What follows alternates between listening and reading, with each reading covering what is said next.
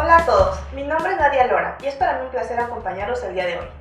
En el video anterior hablamos de la forma como el Estado obtiene recursos y cómo los distribuye de acuerdo con las prioridades que se establecen en la planeación nacional de cada país. En este video ahondaremos en la forma en que se distribuye y se organiza de acuerdo con los distintos criterios. Esta categorización del presupuesto público es indispensable para identificar la forma en que se entienden las prioridades nacionales. Dado que el gasto público se asigna a todas las instituciones de gobierno para que operen y atiendan sus responsabilidades, es necesario que se lleve a cabo un seguimiento puntual de los recursos y las asignaciones presupuestarias.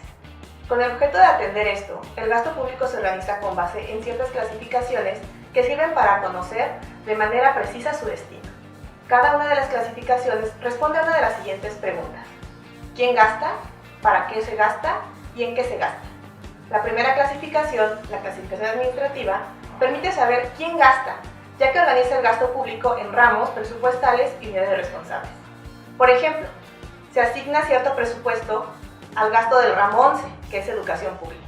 Dentro de él podemos encontrar a la Secretaría de Educación Pública, sus diferentes delegaciones, a otras instituciones entre las que destaca, por ejemplo, la Universidad Nacional Autónoma de México o el Instituto Politécnico Nacional. A todos los que administran recursos para realizar funciones determinadas se les conoce como unidades responsables. La segunda, la clasificación funcional y programática, responde a la pregunta ¿para qué se gasta? Con ella podemos ubicar el gasto utilizado para cumplir con ciertas funciones, finalidades y subfunciones. A grandes rasgos, las finalidades agrupan funciones propias del gobierno, desarrollo social o desarrollo económico. A partir de estas, se asigna el gasto por programa presupuestario mediante su modalidad, que se identifican con una clave. Por ejemplo, la clave K se refiere a los proyectos de inversión y aquellos con clave E son de prestación de servicios públicos. Finalmente, la clasificación funcional también permite organizar asignaciones del gasto federal y del gasto federalizado, es decir, los recursos que se transfiere a entidades federativas y municipios a través de fondos.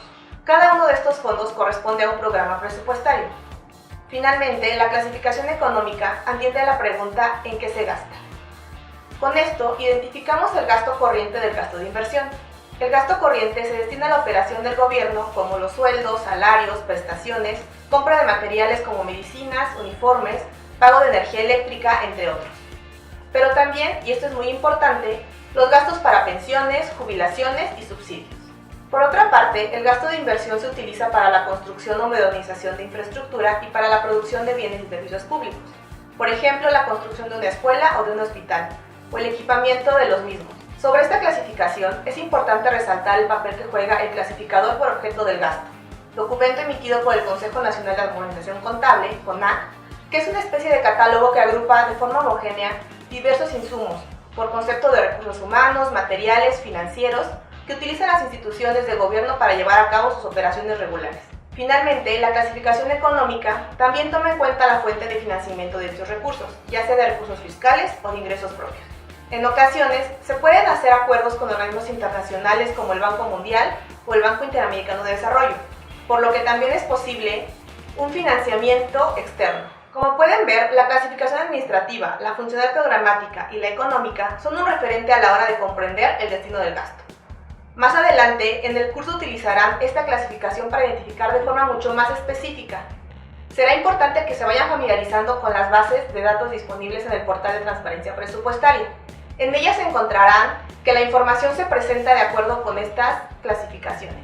Con ello pueden explorar información y organizar y presentar los datos que sean de su interés y podrán enfocarse, por ejemplo, en un ramo, en una unidad responsable o incluso en un concepto específico de su interés. Con esto cerramos este video sobre las distintas formas como se clasifica el gasto público en México. Hasta pronto.